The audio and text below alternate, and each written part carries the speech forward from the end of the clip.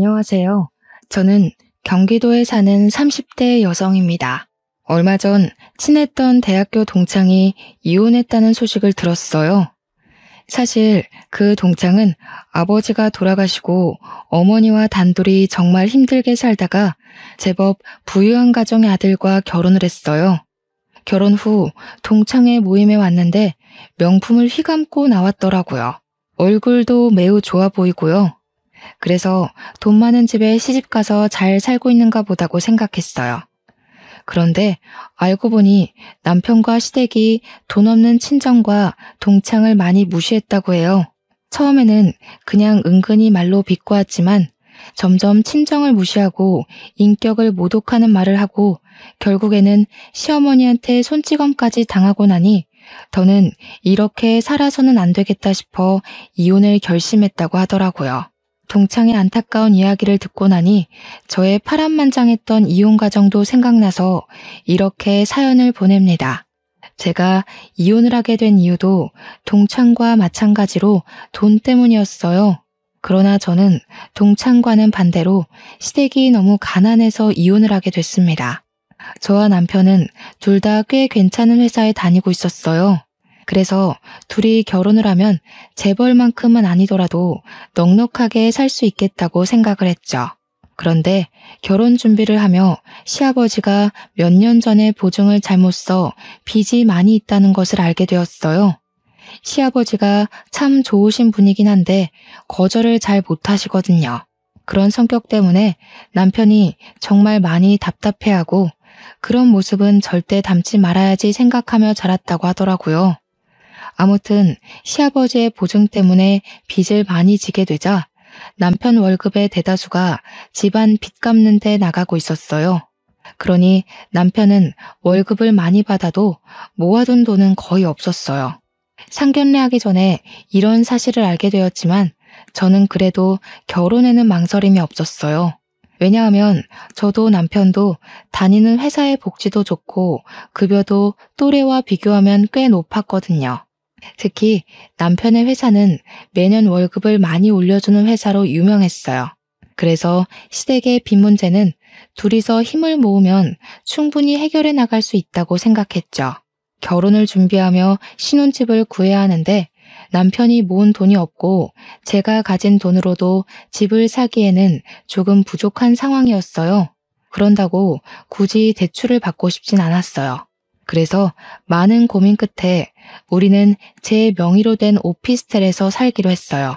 그 오피스텔은 제가 20살이 되던 해에 성인이 된 기념으로 부모님께 받은 선물이었어요. 일단 둘 다 집을 새로 구할 만큼 넉넉한 돈이 없으니 돈이 모일 때까지 그 오피스텔에 들어가 살기로 한 것이죠. 이 오피스텔은 풀옵션이라 딱히 살 가전제품도 없었어요. 결혼하며 남편이 산 것이라고는 자신의 취미를 위해 산 80인치의 TV와 책상, 최고급 의자, 고성능의 컴퓨터가 다였어요. 사실 남편은 집에서 영화 보고 게임하는 것을 좋아하거든요. 그래서 모니터도 가장 큰 것으로 컴퓨터도 항상 고성능으로 사곤 했어요. 그래도 저는 너무 행복했어요.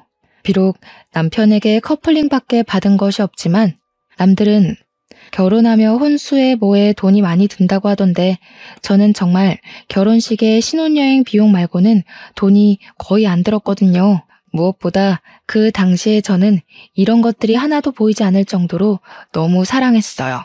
그러나 친정엄마는 결혼하는 것에 대해 그다지 마음에 들지 않게 생각하셨어요. 아무리 그래도 그냥 친구랑 동거하는 것도 아니고 명색이 결혼인데 내 명의로 있던 오피스텔에서 살고 사위라는 것은 아무 준비도 하지 않는 모습이 마음에 들지 않는다고 하시더라고요. 그래도 저는 남편이 회사에서 평판도 좋고 성실한 이미지라고 우리 정말 행복하게 잘 살 수 있다고 이야기하며 엄마를 설득했어요. 그때 엄마의 말을 들었어야 했는데 듣지 않았다가 결국 이렇게 이혼녀가 된 것이 참 후회스럽네요. 아무튼 우여곡절 끝에 결혼하고 처음에는 정말 좋았어요. 시댁 식구들도 잘해주시고 남편도 정말 잘해줬어요. 하루하루 행복하게 살아가던 중 시댁이 오피스텔 근처로 이사를 왔어요. 마침 근처 아파트가 아주 저렴한 가격에 나오기도 했고, 혹시 나중에 아이가 생기면 아이가 4살이 될 때까지는 아이를 봐주시겠다면서요. 저는 안 그래도 아이 생기면 이 좋은 회사를 간둬야 하나 걱정을 많이 했는데, 제가 그런 부탁을 하기도 전에 먼저 그리해 주신다는 말씀하셔서 정말 감사했어요. 시댁이 이사를 오고 얼마 지나지 않아 코로나가 급속도로 퍼지기 시작했어요. 유례없던 전염병에 학교도 비대면으로 전환되자 우리 회사도 정부의 방침에 따라 주 4회 재택근무로 전환되었어요. 집에서 한창 일하고 있던 어느 날 시어머니한테 전화가 왔어요. 병원 약을 타러 가야 하는데 날씨가 너무 더워서 도무지 못 가겠다면서 바쁘지 않으면 차 좀 태워달라고 하셨어요. 어차피 급한 일은 다 처리했던 터라 저는 알겠다고 하고 시댁에 가서 시어머니를 모시고 병원을 향했어요. 어머니, 진료는 잘 받으셨어요? 여기서 수납하면 된대요. 그래? 얘야. 근데 내가 지금 화장실이 너무 급해서 그런데 화장실 좀 다녀올 테니 네가 계산 좀 해놔라. 좀 있으면 퇴근 시간이라서 차 막히잖니. 부탁한다. 시어머니는 제게 병원비 계산을 맡기고 화장실로 가셨어요. 약국에서도 수납해야 하는 순간 갑자기 급한 전화가 왔다며 약국 밖으로 나가시더라고요. 예상치 못한 상황들에 약간 당황했지만 시어머니도 내 가족인데 이깟 병원비와 약값 한 번 못 내나 싶어 군말 없이 10만 원가량을 제가 다 결제했네요. 시어머니는 당연히 제가 돈을 냈겠거니 하고 생각하셨는지 병원비나 약값에 대해서 그 어떤 말씀도 하지 않으시더라고요. 시어머니를 집에 모셔다 드리고 집에 오니 남편이 퇴근해 있었어요. 어디에 갔다 오냐길래 오늘 있던 일들을 이야기했어요. 사실 오늘 집에서 일하는데 어머니한테 전화 오더라고. 병원에 좀 데려다 달라고. 급한 일은 다 처리했으니 알겠다고 하고 갔지. 갔는데 병원비랑 약값 거의 한 10만 원 정도 나왔는데 그거 다 내가 냈어. 엄마는 지갑 안 가져가셨대? 그건 아니고 병원비 계산할 때는 갑자기 화장실에 가시고 약값 계산할 때는 급한 전화 있다고 받으시러 나가시더라고. 거기서 수납하는 곳 앞에서 멀뚱히 서 있기도 좀 그래서 내가 다 계산했지. 그래? 잘했네. 그런데 뭔가 조금 기분이 이상하더라고. 우리 엄마라면 내가 병원비를 낸다고 해도 절대 안 된다고 그러실 테고 혹시나 내가 계산을 하게 되면 반드시 병원비만큼의 뭐라도 사서 주시는데 그냥 당연히 내가 병원비를 내는 것처럼 되어버리니 조금 그랬어. 지금 우리 엄마한테 나가는 병원비가 아깝다는 거야? 와, 우리 엄마도 이제 가족이야. 솔직히 우리 엄마가 네 생각해서 아이 갖고 하면 회사 생활하는데 힘들까봐 아는 사람 아무도 없는 우리 집 근처로 이사까지 오셨는데 좀 야박하네. 그 정도도 못 해드려? 실망이야. 저는 솔직히 10만 원이 아깝지는 않았어요. 그런데 이런 상황이 한 번, 두 번 반복되면 언젠가는 시댁에서 필요한 돈들을 우리가 부담하는 것이 당연시되지 않을까 하는 마음에 말을 꺼낸 거였거든요. 사실 우리도 지금이야 돈을 잘 벌지만 아이 없을 때 차곡차곡 모아놔야 나중에 아이가 크고 돈 많이 들 때 넉넉하게 키울 수가 있잖아요. 그런 생각에서 한 말인데 남편은 그저 화만 내며 속 좁은 사람 취급을 하니 섭섭하더라고요. 그런데 또 남편의 입장에서 생각을 해보면 자기 엄마에게 다른 돈도 아니고 병원비와 약값으로 생색내는 것처럼 보일 수도 있겠다는 생각이 들더라고요. 그래서 남편에게 내가 생각이 짧았다고 미안하다고 사과를 했어요. 중복을 하루 앞둔 어느 무더운 여름날이었어요. 그날도 집에서 더위와 씨름을 하며 일을 하고 있는데 시어머니한테 전화가 오더라고요. 내일이 복날이니까 삼계탕을 해먹자고 같이 닭이랑 이것저것 재료를 사러 가자는 거예요. 저는 시어머니를 모시고 근처 대형마트에 갔어요. 삼계탕 재료만 사신다던 시어머니는 삼계탕 재료에 각종 반찬거리, 집에 큰 솥단지가 없다며 대용량 곰솥 냄비, 가격이 저렴하다며 프라이팬과 각종 주방용품, 화장실에 수납장이 고장났다며 미니 수납장까지 고르시더라고요. 쇼핑카트에 한가득 싣고 계산을 하려고 줄을 섰어요. 아, 얘야, 내가 지갑을 두고 왔네. 너 지갑 가져왔지? 네, 지갑 가져오긴 했어요. 그래, 네가 좀 내라. 나는 화장실 좀 다녀오마. 저희는 이미 카트에 짐을 가득한 상태라 다시 일일이 가져다 놓을 수도 없어 어쩔 수 없이 제 카드로 결제를 했어요. 요새 장바구니 물가 얼마나 비싼지 아시죠? 삼계탕 재료만 해도 10만 원이 넘는데 이것저것 생활용품에 주방용품까지 사고 나니 거의 40만 원이 넘게 나왔습니다. 어쩔 수 없이 그걸 제 카드로 결제했고요. 저는 그 많은 짐을 싣고 시댁에 도착해서 짐 정리를 도와드리려고 같이 집으로 들어갔어요. 시어머니는 삼계탕 재료를 정리하기 위해 장 볼 때 들고 계시던 가방을 바닥에 두셨어요. 그런데 가방 안에 시어머니의 지갑이 보이는 것이 아니겠어요? 그걸 발견한 제 모습을 본 시어머니는 당황한 표정을 지으시더라고요. 어머, 내 정신 좀 봐. 아, 내 지갑이 가방에 있었네? 가방에 지갑이 있다는 거 모르셨어요? 아까는 분명히 안 보였는데. 요새 내가 이렇게 정신이 없지 뭐니. 다음에는 내가 꼭 내마. 이렇게 얘기하시는데 다시 장본 비용을 제게 달라고 하기도 뭐하고 또 얘기하는 것도 뭔가 쫌생이같이 보여서 그냥 그러려니 하고 넘겼어요. 남편에게도 아무 말 하지 않았고요. 그렇게 제가 재택근무를 하는 동안 한 달에 한 번에서 2번 정도 불려가서 시장 보는 비용, 병원 비용을 다 제가 냈어요. 그래도 꾸준히 저도 돈을 적지 않게 벌고 있었고 남편도 안정적으로 벌고 있어서 여기에 대한 부담이 그리 크지는 않았어요.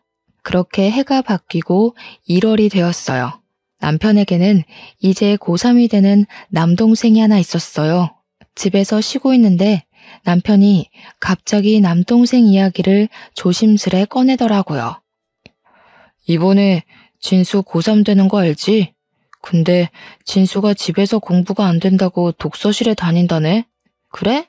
하긴 집보다는 독서실에서 조용히 공부하는 것이 훨씬 좋지. 독서실 비용이 한 달에 40만 원 정도 한다던데 그 비용 우리가 내는 것 어때? 우리가? 한 달에 40만 원씩 매달 내자고? 우리 아버지 보증서시고 해서 집안 빚은 많고 진수는 인생에서 가장 중요한 고3이잖아. 우리는 둘 다 돈 잘 벌고 좀 넉넉하니까 우리가 진수 좀 도와주자. 그래도 매달 40만 원은 너무 부담돼. 우리가 독서실 비용 대주면 진수가 1년간 공부 열심히 해서 나중에 잘 되면 우리를 모른 척 하겠어? 나중에 우리 늙고 힘들 때 도와주겠지. 그때 형과 형수님이 도와줘서 잘 됐다고 하면서 말이야. 좀만 도와주자. 솔직히 이런 남편의 제안이 반갑지는 않았어요. 저는 우리의 미래를 위해서 적금을 들고 싶었어요. 사실 돈이 아깝기도 했고요. 그래도 남편이 너무 원하기도 하고 고3인 도련님이 어디 나가서 아르바이트 할 수 있는 상황도 아니기에 그냥 알겠다고 했어요. 노는데 쓰겠다는 것도 아니고 미래를 위해 공부를 하는데 쓰겠다는데 뭐 어쩌겠어요. 조금이라도 형편이 넉넉한 사람이 도와주고 나중에 우리 집이 힘들고 도련님이 잘 되면 도움도 받고 하면서 사는 것이 가족 아닌가 하고 좋게 생각했죠. 그리고 설날이 되었어요. 아침에 차례를 지내고 시부모님께 새해 복 많이 받으시라고 큰절을 했어요. 시어머니는 새해 덕담을 하시며 제 손을 꼭 잡으시더라고요. 얘야, 우리 진수 독서실 비용 내주기로 했다면서? 너무 고맙다. 아니에요. 저희는 그래도 둘 다 돈 벌고 아직 아이도 없어서 약간 여유가 있으니 괜찮아요. 그래. 그렇게 둘이 서로 돕고 사는 것을 보니 보기 참 좋구나. 좋게 봐주셔서 감사합니다. 참 진호야, 너 옛날에 옆집에 살던 그 아줌마 알지?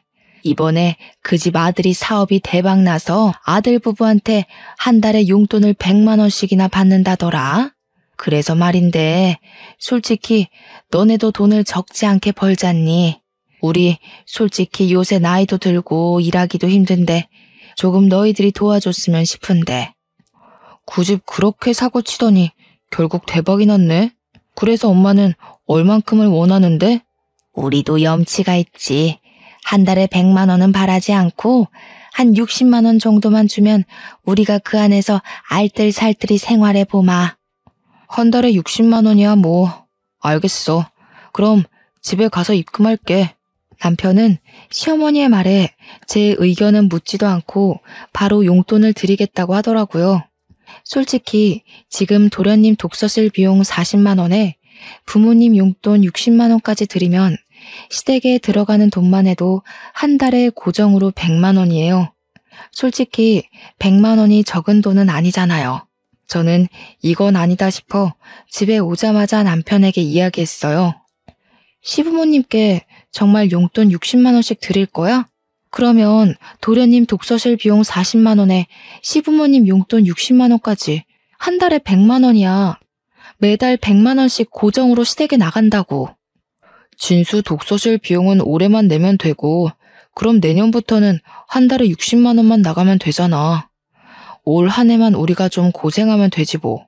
솔직히 시어머니 병원 가실 때나 시장에 가실 때 꼭 나를 데리고 가셔서 내 돈 쓰시게 만드는데 그런 돈만 해도 꽤 나와. 그런데 거기에 60만 원까지 추가로 드리자고? 우리가 뭐 갑부야? 막말로 로또라도 당첨됐으면 얼마든지 그렇게 해드릴 수 있어. 그런데 우리도 솔직히 이제 돈을 모으고 생활해야 하는데 우리 돈 자꾸 시댁으로 가면 우리는 돈 언제 모아? 엄마가 자꾸 시장이나 병원에 가실 때 네 돈을 쓰게 하니까 용돈을 드리자는 거야.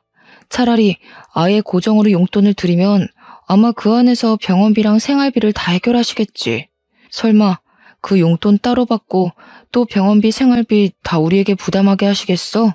남편의 말을 듣고 보니 매달 병원이나 시장에 갈 때 같이 가서 계산해 드리는 것보다는 차라리 한 달 금액을 정해두고 드리는 게 더 좋을 것 같다는 생각이 들었어요. 그래서 저와 남편은 한 달에 60만 원씩 시어머니 통장으로 이체를 했어요. 그때까지만 해도 전 이제는 정말 시어머니와 함께 시장이나 병원에 갈 때 제가 결제할 일은 없을 줄 알았어요. 그런데 그게 아니었어요. 그 다음 달도 그 다다음 달도 여전히 병원에 가시거나 시장에 가실 때 꼭 저를 부르시고는 제가 계산하게 하셨어요. 한 번은 너무하다 싶어서 시어머니께 좋게 여쭈어 보았어요.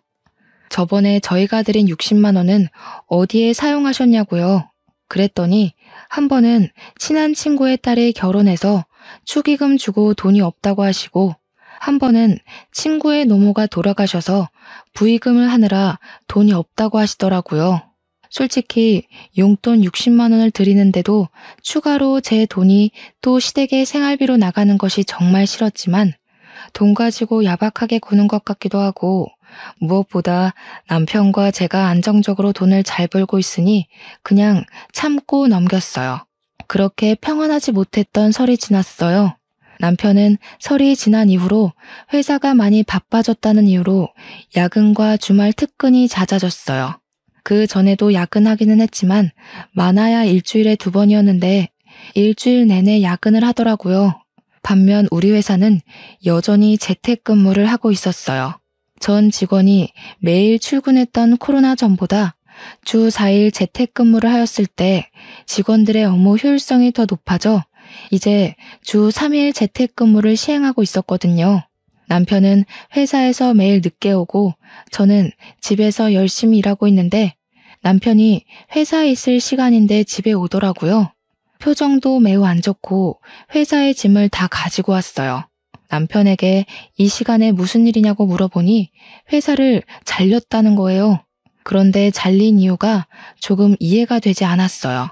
남편 회사는 자동차 부품을 만드는 회사예요.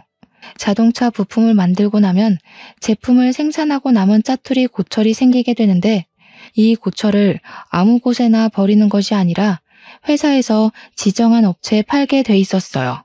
그런데 어느 날부터 남편이 소속한 부서의 팀장님이 자투리 고철 중 일부를 남편의 차에 실으라고 했대요. 그러고는 고철 업체 하나를 알려주며 거기로 가서 그 고철들을 주고 오라고 지시를 했다는 거예요.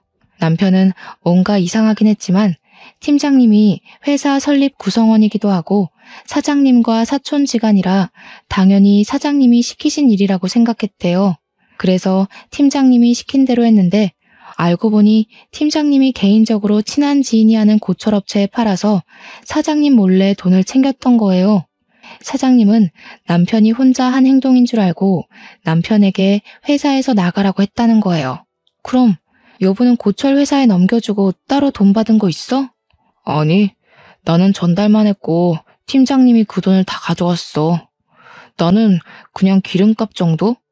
그럼 팀장님이 시키시길래 사장님께서 지시하신 줄 알았다고, 이게 그렇게 되는 줄 몰랐다고 말씀드리지 그랬어. 얘기는 했지.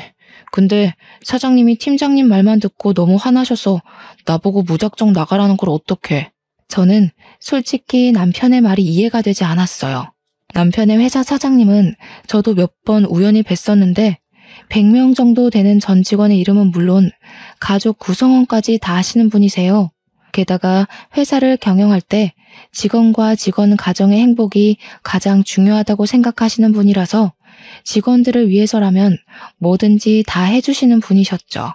매년 월급 인상은 물론 매출이 높은 해에는 전 직원에게 100만 원씩 특별 보너스를 현금으로 지급해 주시기도 했고, 학자금 지원, 직원의 자기 개발을 위한 학원비나 대학원비 지원까지 해주시던 분이에요. 이렇게 사람을 중요시 생각하시는 분이 남편이 직접 금전적인 이득을 취하지도 않았는데 팀장님의 말만 듣고 무조건 나가라고 하셨다는 것이 뭔가 이상했어요.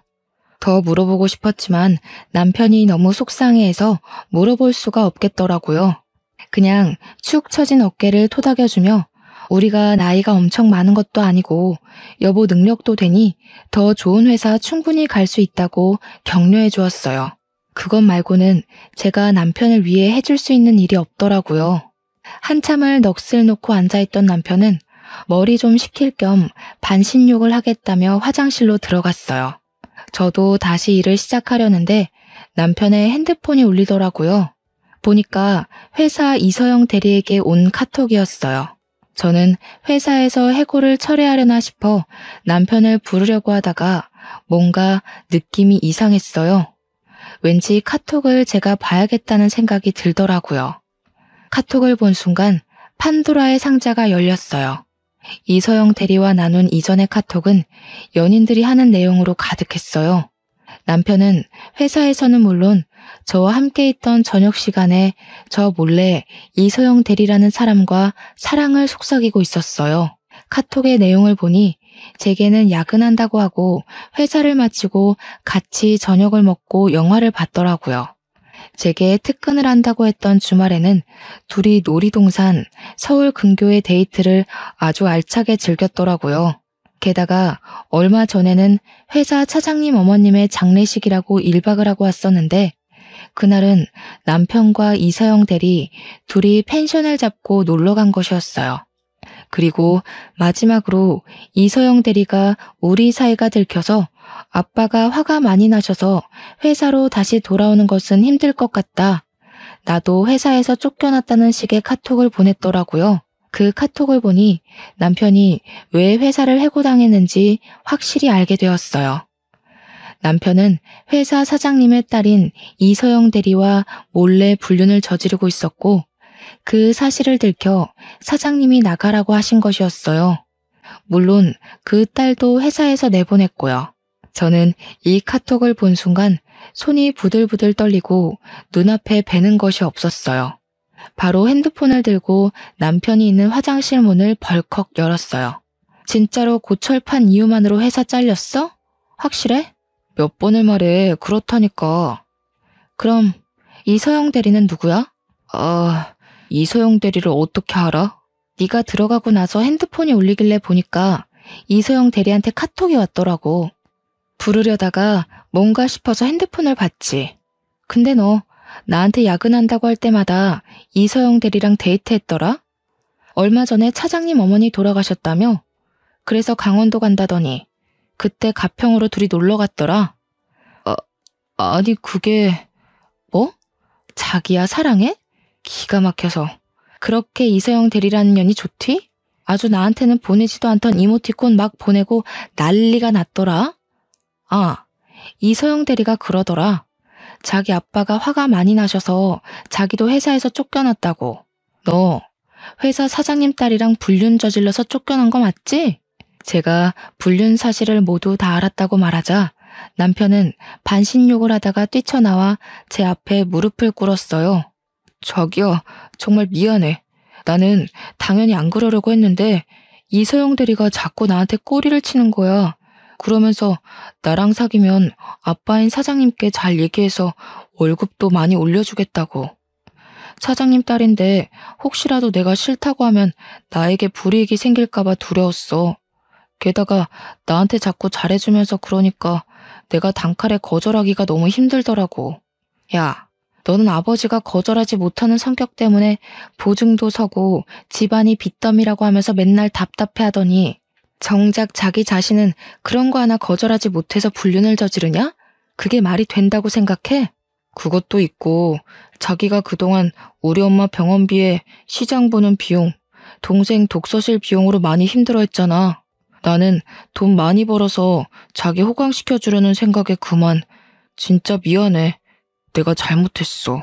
저는 정말 너무 화가 나서 당장이라도 이혼하고 싶었지만 샤워 가운 한 장 입고 화장실 바닥에 무릎까지 꿇고 손이 발이 되도록 비는 남편을 보니 마음이 또 약해졌어요. 2번 다시는 이런 일 절대 없을 것이라는 다짐을 수백 번 받고 저는 일단 한 번은 눈 감아주기로 했죠. 남편은 용서해줘서 고맙다며 정말 미안하다고 하더라고요. 그리고 양가 부모님께는 회사 해고당한 거 말씀드리지 말자고 하더라고요. 나중에 회사 새로 구하고 자리 잡으면 그때 자기가 다 말씀드리겠다면서요. 맘 같아서는 시부모님께 말씀드려서 눈물 콧물 쏙 빠지게 혼나게 하고 싶었지만 솔직히 좋은 일도 아니고 남편도 많이 반성하고 있는 것 같아서 알겠다고 했어요. 그날 이후로 저는 계속 재택근무를 하고 있었고 남편은 회사를 알아본다는 명목으로 컴퓨터 앞에 앉기는 했지만 실제로 회사를 알아보는 건 1시간뿐이었고 매일 게임만 하고 있었어요. 그리고 이 와중에도 도련님 독서실 비용 40만 원, 시부모님 용돈 60만 원은 이체되었어요. 돈을 보내고 싶지는 않았지만 이미 새해에 약속한 것이고 이체하지 않으면 상황이 더 복잡해질 것 같아서 그냥 제 월급에서 시댁에 돈을 보내드렸네요. 그러던 어느 날 친정엄마가 반찬만 놓고 가겠다며 말도 없이 오셨어요. 집에 당연히 저 혼자 있을 것으로 생각했는데 남편이 회사에 안 가고 집에 있으니 깜짝 놀라셨어요.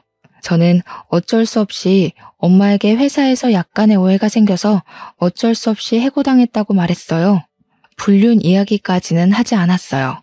그 얘기 들으면 엄마가 많이 속상해하실 것 같았거든요.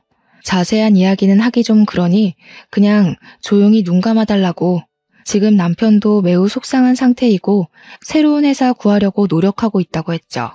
엄마는 어두운 표정으로 반찬을 두고 집에 가셨어요. 얼마 뒤 엄마 이름으로 돈이 500만 원이 입금되었어요.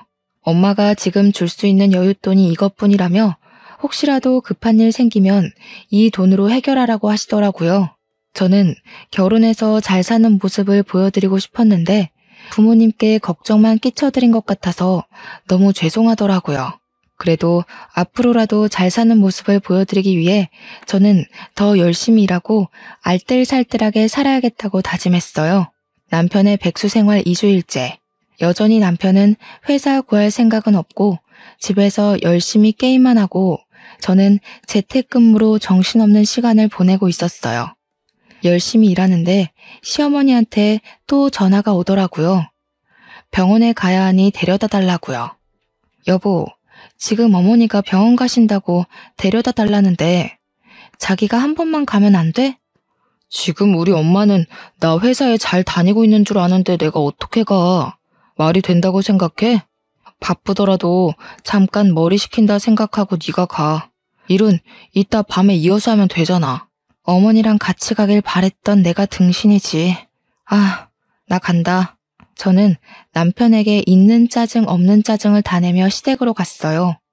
그곳에서 시어머니를 모시고 병원을 가서 병원비, 약값 모두 다 제 카드로 결제를 했네요. 또 시어머니는 지갑을 가지고 오시지 않았더라고요. 시댁에 모셔다 드리는데 시어머니는 내일은 시장에 장 보러 가야 하니 또 같이 가자고 아침 10시까지 시댁 앞으로 오라고 하시더라고요. 저도 시장에 장 볼 것이 있기도 해서 알겠다고 하고 집에 왔어요. 다음날 아침 시댁에 가려고 준비 중인데 남편은 거실에서 술 먹고 게임을 하다가 늦게 잠든 모양이더라고요. 소파에 누워 코골며 자고 있길래 저 시댁에 간다고 흔들었어요. 깨워도 못 일어나는데 짜증이 확 나더라고요.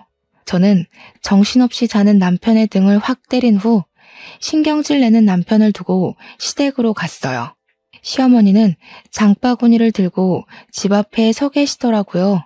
시어머니와 함께 장을 보고 그날도 역시 장 본 비용은 다 제가 냈네요. 시어머니는 일부러 그러셨는지 정말 실수로 가져오지 않으셨는지 모르겠지만 오늘도 지갑을 가지고 오시지 않았더라고요.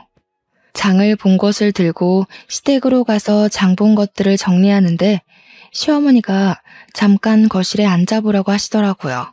얘야, 우리 진수 내년이면 이제 대학교 가는 거 알지? 애가 마음을 얼마나 독하게 먹었던지 독서실에서 매일 자정해 오고 하더라. 아주 서울대 가겠어. 네, 도련님은 원래 성실하시고 공부도 잘하셔서 분명히 원하는 곳에 갈 수 있을 거예요. 그래서 말인데 내년에 진수 대학교 입학금과 학비 일부만 좀 지원해 줄 수 있겠니? 네? 대학교 입학금과 학비가 얼마나 비싼데 그것을 어떻게 지원해요? 왜 못하니? 너 젊을 때부터 한 회사 계속 다녔으니 퇴직금도 적지 않을 것이고 그 퇴직금 조금 먼저 받고 대출 좀 받아서 진수 학비 지원해주면 되지. 우리가 모아둔 돈이 없어서 그래. 어머니, 제 퇴직금은 제가 그동안 열심히 일해서 생긴 돈인데 그걸 어떻게 도련님 학비에 써요? 저는 제 퇴직금을 왜 도련님 학비에 써야 하는지 모르겠어요. 난 너를 가족으로 생각했는데 참 서운하네. 학비 전부를 지원해달라는 것도 아니고 일부만 지원해달라는 것인데 그게 그리 어려운 일이니? 네가 돈이 없는 것도 아니고 옛날에는 첫째가 동생들 다 학비 대주고 했다. 그야 옛날이죠. 저는 제 퇴직금으로 도련님 학비 대주는 것은 조금 그러네요. 게다가 저희 신혼집도 대출빚 가지고 시작하기 싫어서 일부러 제 명의의 오피스텔에서 살고 있는데 도련님 학비 대준다고 대출받는 건 더더욱 아닌 것 같아요. 그리고 말이 나와서 말인데요. 솔직히 도련님 독서실 비용에 어머니 아버지 용돈에 어머니 병원비에 시장 보는 비용까지 너무 부담돼요. 한 달에 시댁으로만 거의 200만 원 가까이 돈이 나간다고요. 어머 얘, 무슨 200만 원이야. 진수 독서실 비용 40에 우리 용돈 60까지 해서 100만 원이지.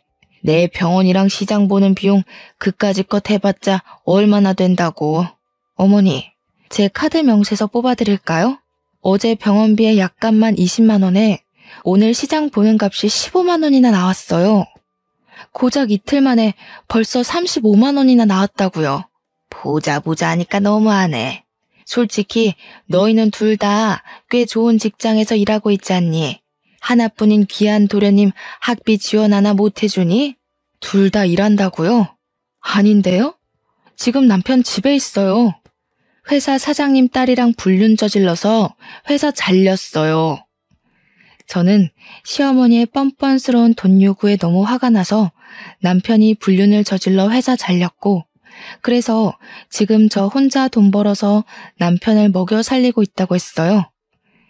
얘, 너 무슨 소리를 하는 거니? 우리 진호가 불륜을 저질러서 잘렸다고? 그게 말이 돼? 우리 진호가 얼마나 성실하고 착한 아이가 아닌데 네가 잘못 알고 있는 거겠지. 그래요? 그럼 한번 지금 우리 집으로 가서 직접 보시죠. 저는 시어머니를 모시고 집으로 갔어요. 거실에는 남편이 밤새워 먹었던 맥주캔과 컵라면이 아직도 있었고 남편은 여전히 소파에 누워 코골며 자고 있더라고요. 회사에 당연히 있다고 생각한 시어머니는 남편의 모습에 깜짝 놀라셨어요. 진수야, 너 진짜로 사장님 딸이랑 바람 펴서 회사 잘린 거야? 아니, 그냥, 야, 너는 내가 알아서 잘 처리한다니까 굳이 엄마 걱정되게 다 얘기했냐? 회사에서 사장님 딸이랑 불륜 저질러서 회사에서 잘린 주제에 밤새 게임을 하고 맥주만 먹으면서 회사 구할 생각이 없어 보여서 그랬다 왜? 안 그래도 지금 내 월급만으로 생활하기 힘든데 시어머니 용돈에 도련님 독서실 비용에 시어머니 병원비에 시장값에 얼마나 힘든지 알아? 게다가 어머니는 내년에 도련님 대학 학비까지 요구하시더라. 예, 그때는 내가 너희 이런 상황인지 몰랐을 때고 내가 설마 너희들 이런 상황인 줄 알면 그런 얘기 했겠니? 너 말 한 번 잘했다. 야, 우리 엄마 병원이랑 마트장 보는 값이 들어봤자 얼마나 된다 그래? 진짜 구질구질하다 정말. 저번 달에 어머니 병원비랑 시장 보는 비용이 100만 원이나 나갔어. 거기에 도련님 독서실 비용 40, 부모님 용돈 60까지 다달이 시댁에만 200만 원이 나간다고. 너 만약에 우리 집에 매달 200만 원씩 나간다고 하면 군소리 없이 보낼 수 있어? 무슨 100만 원이나 들어 말이 되니? 엄마가 뭘 샀으면 얼마나 샀다고. 진짜 돈 좀 번다고 유세냐? 더럽고 치사해서. 너같이 속 좁은 여자랑은 도저히 못 살겠다. 그래, 돈 벌어서 시댁에 다 돈 나가니 내가 속이 터져서 유세 좀 떨었다. 나는 너희 집 물주나 호구로 다시는 못 살아. 너 말대로 나는 더럽고 치사해서 속 좁은 사람이니까 그만하자. 어머니, 저 이제 이 집에서는 물주 노릇 못하겠네요. 시댁이라면 돈 팍팍 주는 속 넓고 이해심 많은 여자 찾으셔서 아드님 재혼시키세요. 저는 더는 같이 못 살겠네요. 저는 그동안 참고 참았던 모든 일을 다 하나하나 낱낱이 이야기하며 이혼하자고 선언했어요. 남편도 이혼하자 그러면 누가 붙잡을 줄 알았냐며 이혼하자고 같이 소리를 버럭 지르더라고요. 그 모습에 저는 정말 이혼할 결심으로 집에 있던 옷과 화장품, 노트북 등 당장 사용할 짐을 모두 쌌어요. 짐을 싸서 나가는데 시어머니는 말리시고 남편은 화가 나서 이혼하자고 난리더라고요. 지금 저 말리셔도 소용없어요. 전 이미 마음 확실히 정했고 이혼하겠습니다. 아, 그리고 너 이 오피스텔 제 명의로 되어 있는 거 알지? 딱 일주일 줄게. 일주일 동안 네가 산 TV, 컴퓨터, 책상 싹 다 치워놔. 일주일 뒤에도 그래도 있으면 다 팔아버릴 거야. 알겠어? 저는 그 길로 바로 친정으로 향했어요. 엄마는 갑자기 온 짐을 챙겨서 온 저를 보며 깜짝 놀라셨어요. 저는 엄마에게 사실 남편이 회사 사장님 딸과 불륜을 저질러서 해고당한 이야기부터 그동안 시댁이 힘들다는 이유로 도련님 독서실 비용에 시부모님 용돈에 병원비에 시장 보는 비용까지 매달 200만 원가량이 시댁으로 갔다고 말씀드렸어요. 엄마는 제가 그동안 살아온 이야기를 듣고 많이 속상해하셨어요. 그래도 아이가 생기기 전에 이렇게 헤어진 것이 다행일지도 모른다며 제 나이가 많은 것도 아니고 아직 안정적으로 일하고 있으니 괜찮다고 다 잘 될 것이니 걱정하지 말라고 하셨어요. 게다가 한 번 불륜 저지른 사람 언제든지 또 할 수도 있다며 그냥 지난 결혼 생활들 깔끔하게 잊고 제 마음이 가는 대로 살라고 하시더라고요. 엄마는 무덤덤하게 이야기하셨지만 가정의 행복을 가장 중요시 생각하는 엄마에게 잘 사는 모습을 보여드리지 못하고 못난 모습만 보여드린 것 같아 너무 죄송하더라고요. 친정집에 들어와 산 지 일주일이 지났어요. 그동안 남편은 아무 연락이 없길래 저는 당연히 이혼할 생각에 연락이 없는 줄 알고 이혼 서류를 작성해서 오피스텔로 갔어요. 가보니 거실은 맥주캔, 컵라면, 먹다 남은 과자로 난장판이고 남편은 여전히 게임을 하고 있었어요. 친정 갔다 왔어? 제가 들어왔는데도 당황한 표정 하나 없이 쳐다보지도 않고 모니터만 응시한 채 게임을 하고 있는데 정말 화가 머리 끝까지 나더라고요. 그래서 저는 두꺼비 집을 내려 하던 게임을 강제 종료시켰어요.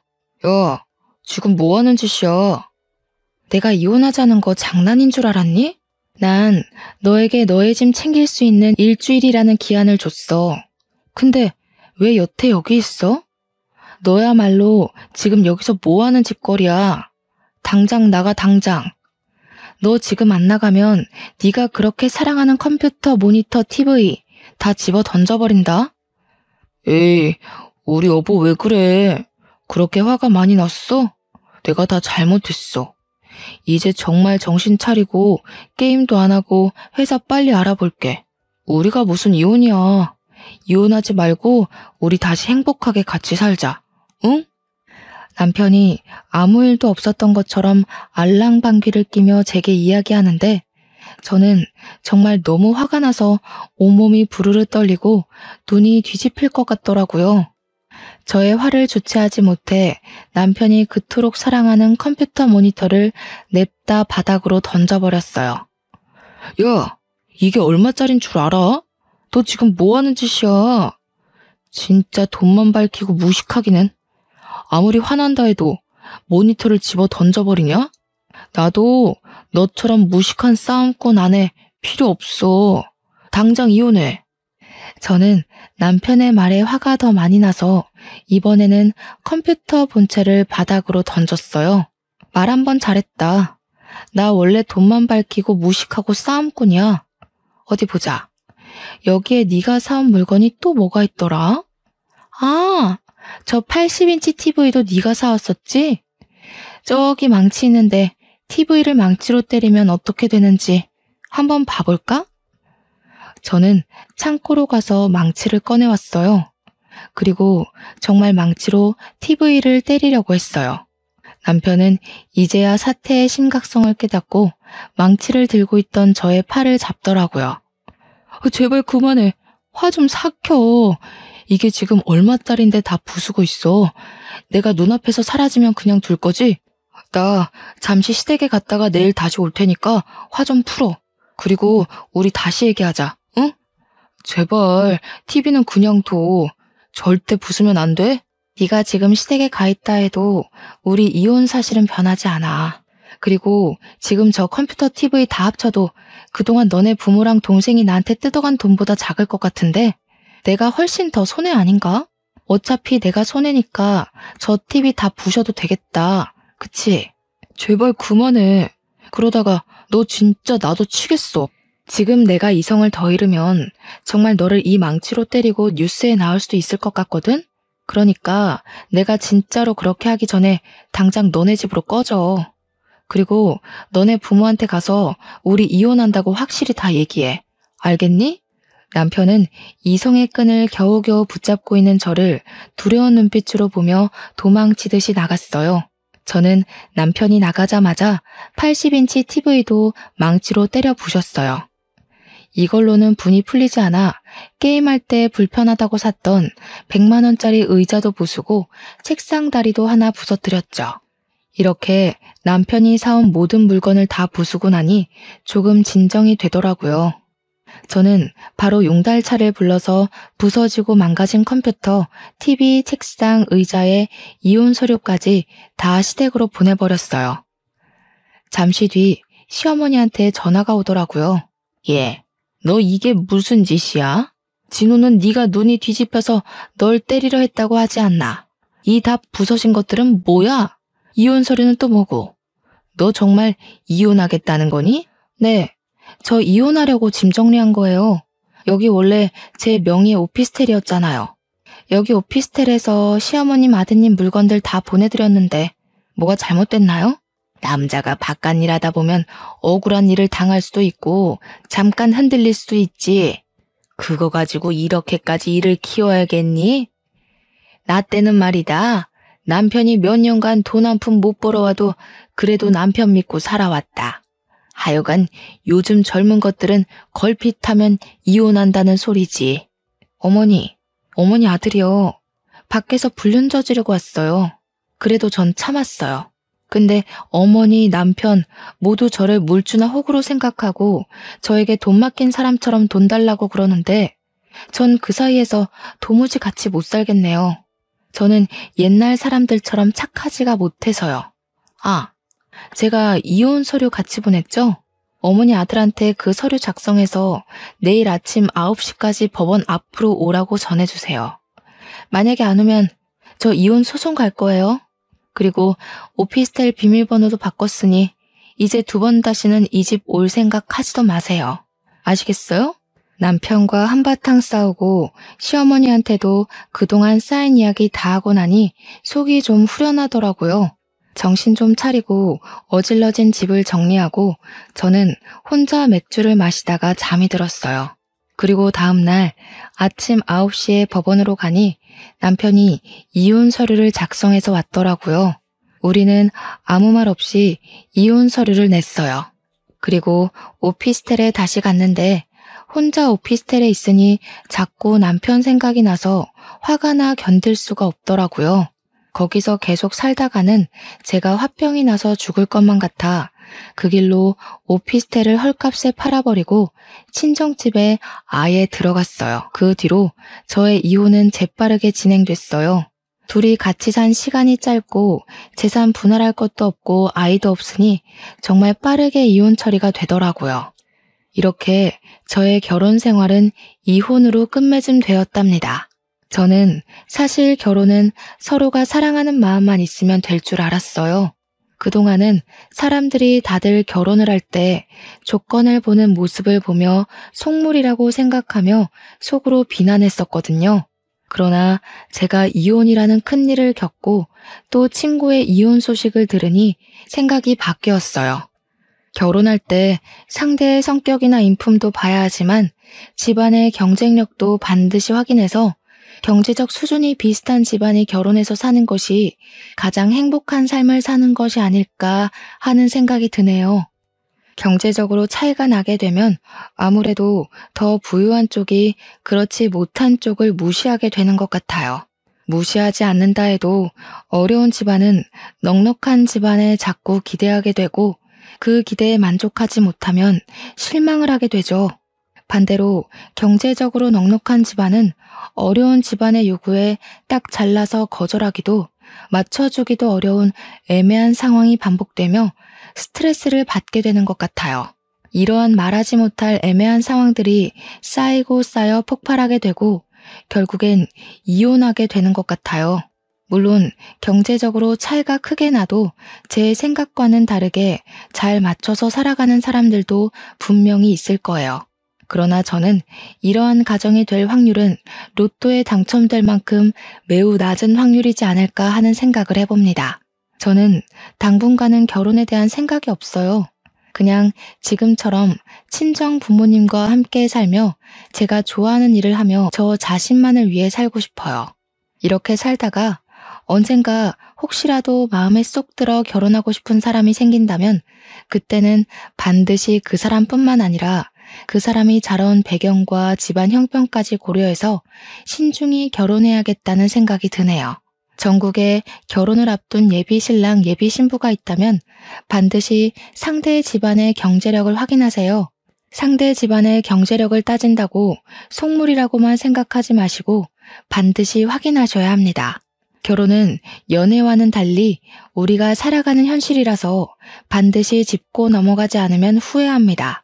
이 점 명심하시고 후회하는 결혼 생활을 하는 또 다른 제가 없기를 바라면서 사연을 마칩니다.